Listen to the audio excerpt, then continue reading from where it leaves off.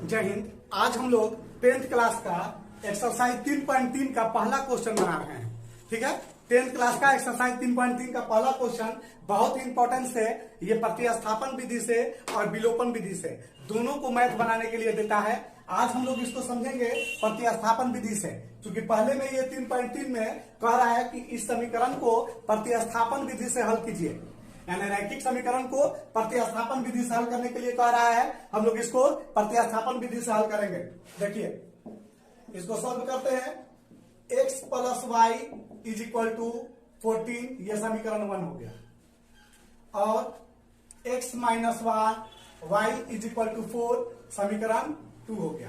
प्रतिस्थापन से शर्त रखे हुआ है, यहां पर प्रतिस्थापन से कर रहा है, हम लोग लिख देंगे प्रतिस्थापन विधि से, फिर लिखेंगे समीकरण 1 से, प्रतिस्थापन विधि से, फिर समीकरण 1 से। अब समीकरण 1 ये है, इसको उतार देंगे। x plus y is equal to 14, x बराबर 14, ये प्लस में इधर आएगा तो माइनस में y, तो ये समीकरण 3 भी मान सकते हैं या x का वैल्यू भी इसको मान सकते हैं। इसको समीकरण 3 मान ले या x का वैल्यू मान लेते हैं। तो चलिए x का वैल्यू इसको मान लेते हैं। x बराबर 14 माइनस वाई, ये हो गया। अब लिखेंगे x का मान समीकरण 2 में रखने पर, x का मान समीकरण 2 में रखने पर, समीकरण 2 मेरा ये है x minus y is equal to 4। तो x का मान कितना है? 14 माइनस वाई है, तो यहां पर लिखेंगे 14 माइनस वाई, फिर minus y is equal to 4, ये हो गया। अब इसको आगे बनाएंगे, इसका इधर ये माइनस, ये 14 हो गया, ये माइनस और माइनस ये दोनों मिलकर के प्लस हो गए, तो माइनस 2i बराबर 4, ये माइनस 2i बराबर 4, ये 14 प्लस में है, इधर आएगा तो माइनस में हो जाएगा। तो 2i बराबर 4 में से 14 घटेगा -10, माइनस माइनस कट गया, y का मान 10/2, इससे इसको काट देंगे 5 बार में, तो y का मान हो गया 5। अब लिखेंगे y का मान समीकरण 1 में, तो समीकरण 1 ये है x प्लस वाई बराबर 14। अब ये कितना हो जाएगा? x का ये x हो गया, y का मान 5 है, 5 बराबर 14, तो x बराबर 14, ये प्लस में इधर आएगा तो माइनस में, तो x बराबर कितना हो गया? 14 में से 5 जाएगा 9, ये हो गया। अब लिखेंगे अतः x बराबर 9 और y का वैल्यू 5, ये आपका आंसर हो गया। बहुत ही इंपॉर्टेंट क्वेश्चन है, आप इसका स्क्रीनशॉट ले लीजिए।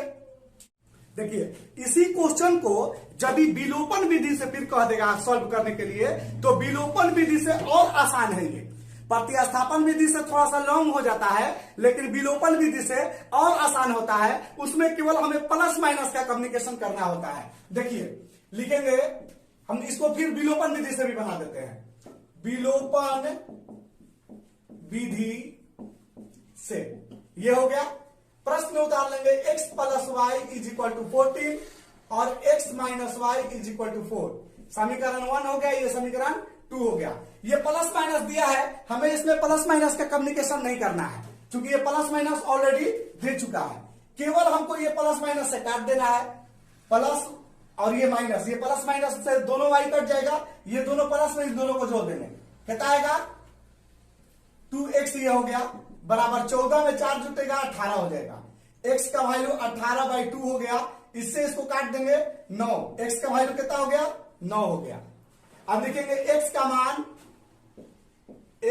मान समीकरण 1 में रखने पर, तो x का मान समीकरण 1 यही ना है, x plus y is equal to 14, x का वैल्यू कितना है? 9 है, 9 plus y is equal to 14, y बराबर 14, ये प्लस में इधर आएगा तो माइनस में, y बराबर 14 में से 5 लेस होगा, 14 में से 9 लेस होगा 5, ये हो गया।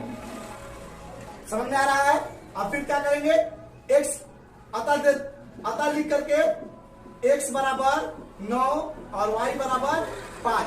आप ध्यान दीजिए, इससे पहले वाला में भी विलोपन से प्रतिस्थापन से भी बनाए थे, तो x का वैल्यू 9 आया था और y का वैल्यू 5 आया था।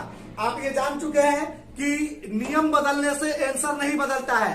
चाहे मैथ जिस नियम से बने, आंसर उसका एक ही आएगा, आंसर सेम आएगा। नियम बदलने से आंसर नहीं बदलता है।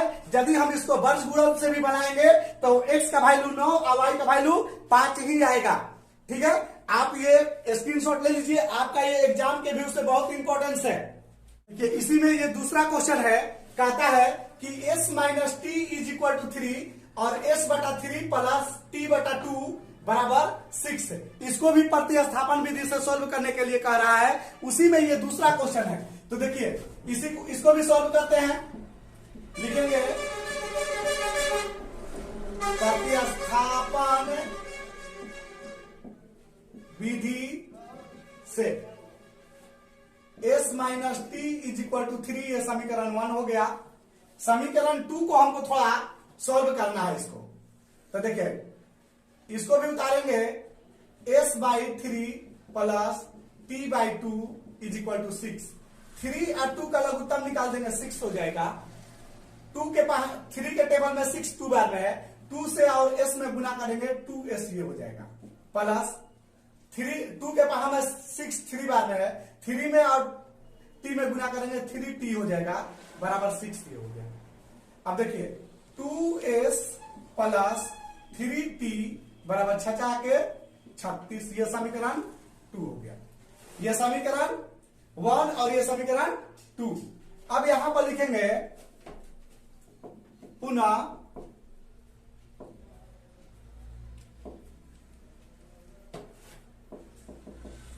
समीकरण 1 से, समीकरण 1 वाले को यहां पर लाएंगे। s minus t is equal to 3, तो s का वैल्यू कितना हो जाएगा, t माइनस में, s बराबर 3, ये t माइनस में, तो इधर आएगा तो प्लस में, तो s का वैल्यू कितना हो गया, ये 3 प्लस t। हालांकि आप इसको समीकरण 3 भी बना सकते हैं, चाहे तो आप इसको समीकरण 3 भी लिख सकते हैं, या तो s का वैल्यू भी आप रख सकते हैं। तो हम s का वैल्यू रख करके आगे बढ़ जाते हैं। अब जहां पर अब फिर इसको लिखेंगे, इतना ही आगे आप लिखेंगे समीकरण 2 से, समीकरण 2 से। अब समीकरण 2 उतारेंगे, 2s प्लस 3t बराबर 36, ये हो गया। 2 का 2, 3 प्लस t प्लस 3t बराबर 36, इसमें से गुना कर देंगे 6 प्लस 2t प्लस 3t बराबर 36। ये 6 को और 2 को दोनों को ऐड कर देंगे, कितना आ जाएगा, 6 प्लस 3 और 2 को ऐड करेंगे 5t बराबर 36। ये 5t बराबर 36 प्लस में इधर आएगा तो माइनस में, तो 5t बराबर 30, ये t बराबर 30 बटा 5, इससे इसको काट देंगे 6 बार में, t का मान कितना आ गया, 6। चलिए आप एक इसका स्क्रीनशॉट लीजिए, उसके बाद फिर हम आगे भी बताते हैं इसको। t का वैल्यू 6 आ गया, हो गया। अब देखिए, अब फिर लिखेंगे पुनः t का मान समीकरण 1 में है ना, लिखेंगे पुनः